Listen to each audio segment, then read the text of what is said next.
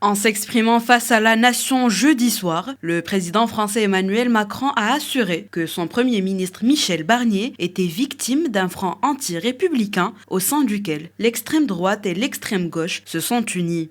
Et hier donc, le gouvernement a été censuré. Et cela, malgré les concessions faites par Michel Barnier à l'ensemble des groupes parlementaires.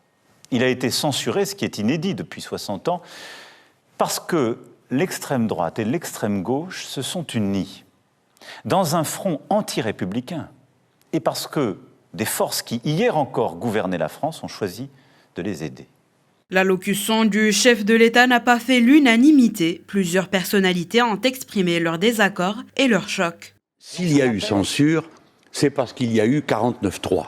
Le 49.3 a été déposé, c'est-à-dire la loi est considérée comme adoptée s'il n'y a pas de motion de censure. La seule manière que nous avons de nous opposer à une loi dans ces conditions, c'est la censure. Ça s'appelle la vie du Parlement, ça. Et c'est ce que M. Macron vient de qualifier d'anti-républicain. Je crois que M. Macron a un gros problème. C'est qu'il ne comprend pas ce qui se passe, ni dans le pays, ni dans les mœurs politiques de ce pays. Le président français, qui s'est dit à la recherche d'un arc de gouvernement, a tenté de reprendre la main lors de son discours télévisé, où il a promis la nomination d'un nouveau Premier ministre dans les prochains jours. Nous ne pouvons nous permettre ni les divisions, ni l'immobilisme. C'est pourquoi je nommerai dans les prochains jours un Premier ministre. Je le chargerai de former un gouvernement d'intérêt général, représentant toutes les forces politiques d'un arc de gouvernement qui puisse y participer ou à tout le moins qui s'engage à ne pas le censurer.